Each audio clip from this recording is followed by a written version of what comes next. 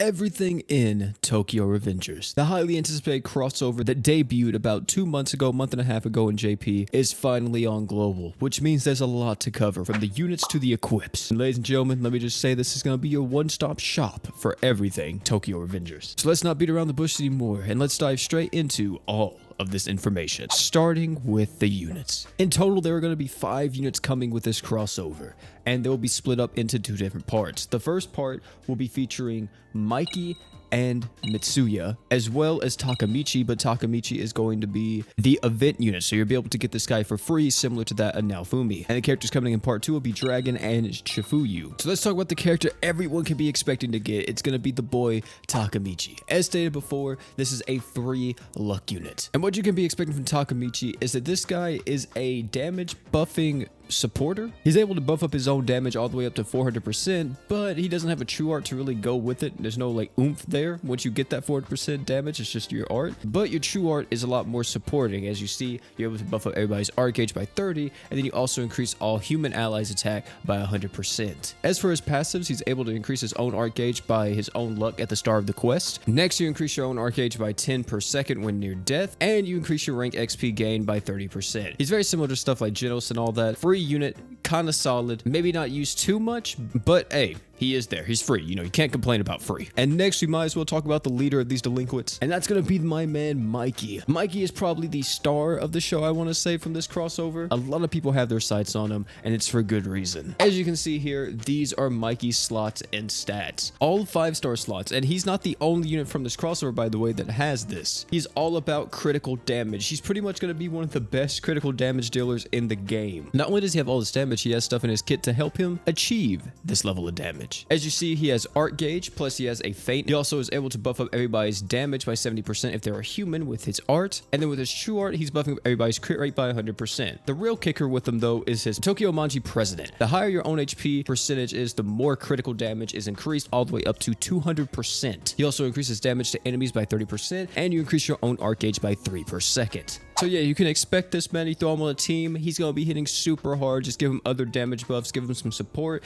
and you could be expecting high damage numbers. He's going to be a great attacker, a great nuker. As for the supporting man that will be on the banner as well, we're going to have the boy Mitsuya. He is the water unit from this crossover, and these are his stats. And as you can see, he's definitely more of that supporting role. Kind of another version of a Miku to an extent, if you really look at it. Be able to decrease enemies' evasion, being able to buff up everybody's physical equipment CT recovery. Unfortunately, not all equipment CT recovery. And then with the true art, you're able to buff up everybody's art gauge by 4 and attack by 120. And this is why I say he's a little bit of a Miku, because, you know, he kind of bit off their style a little bit. This is literally Sakura Miku's true art, but, you know, instead of it being tied to a specific element, it's no longer tied to any element. And plus, the attack buff is a little bit higher than what Sakura Miku gives. His passives are Tokyo Manji Vice President. When near death, you increase your own art gauge by 200 and recover HP by 50%. You increase your own art gauge by 3 per second when own HP is above 90%, and you increase your own paralysis, resist, and evasion rate by 40%. This character, I think a lot of people are going to sleep on, but I also think that he's quite good. And that is it for part 1. Those will be all the characters coming out with the first banner of the crossover, which should last about 1 to 2 weeks, and then we will get part 2. But as I mentioned before, part 2, we got 2 units,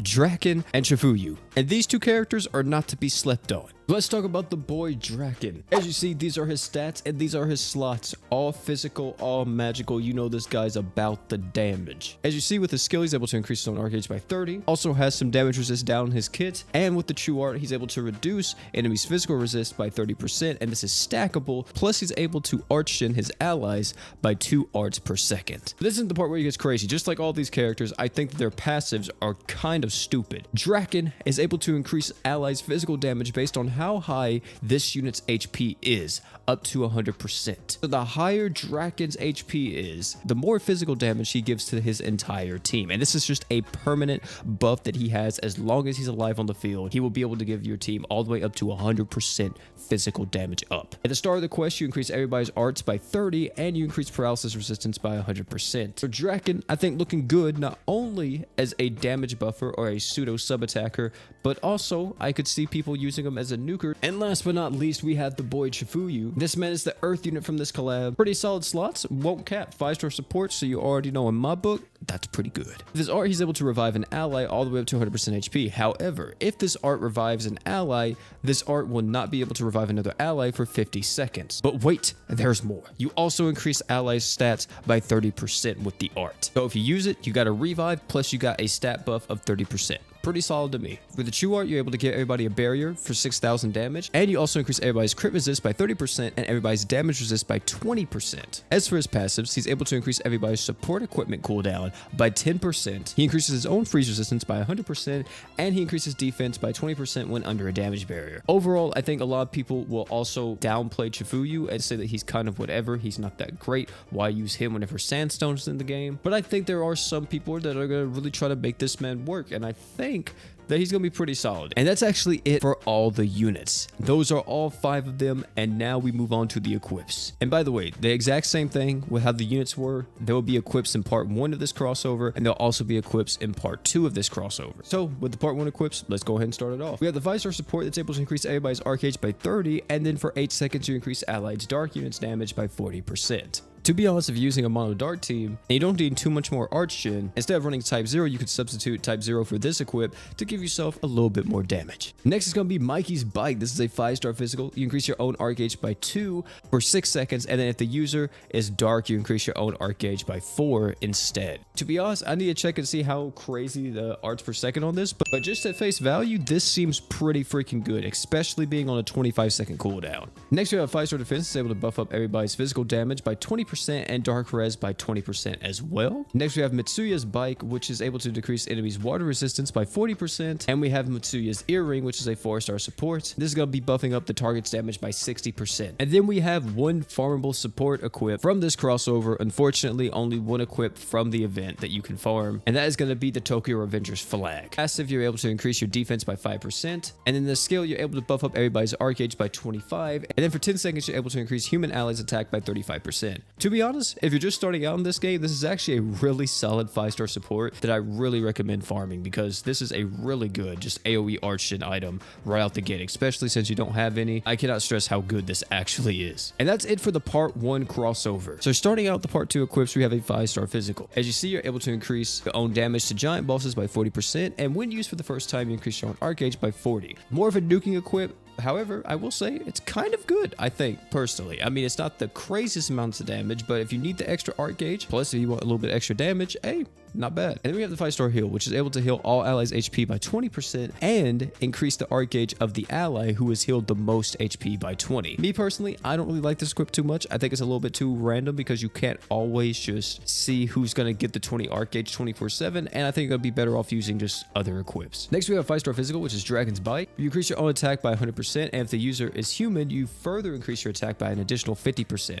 Pretty solid, 150% attack boost. Okay, we're getting somewhere. I think we have one of the first 5-star magics in this entire crossover, which is able to increase your own arc gauge by 4 per second for 10 seconds. However, it's on a 45-second cooldown. And as for the final equip that will be coming in this crossover, we have Chifuyu's Clothes, which is a 5-star physical. For 10 seconds, you decrease enemies' damage resist by 20% and earth resist by 30%. And that is it. That is everything that is coming in Tokyo Revengers. Almost said Shield Hero. That's all the units, all the equips.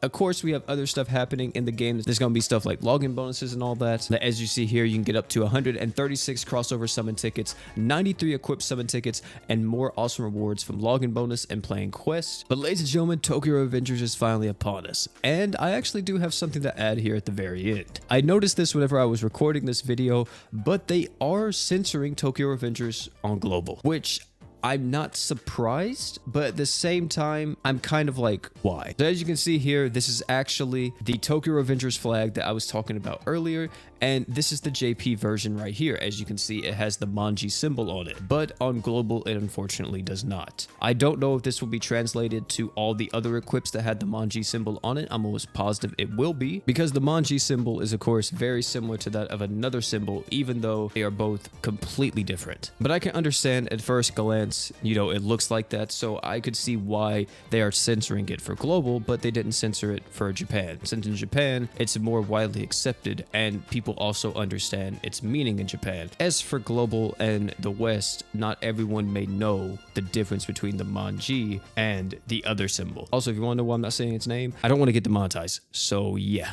I mean, it is what it is. I personally would wish that they wouldn't do it, but I understand it. Either way though, fam, tell me how you feel about this crossover down below. Are you guys excited? Are you going to be summoning for any of this stuff? Me personally, the equips are looking pretty solid. The units looking pretty good. So I think it's going to be really hard to pass this one up. And if you're joining the game because you like Tokyo Revengers, then hey, I think this is actually a really good time to start because these characters are pretty crazy. That's going to be it for this video. Thank you all again for coming out. It's been your boy OP. If you enjoyed this video, please make sure you like, comment, subscribe for more, and check out these videos popping up on your screen right now. Great content, guarantee you'll love them. And oh yeah, before you leave, don't forget to drink water.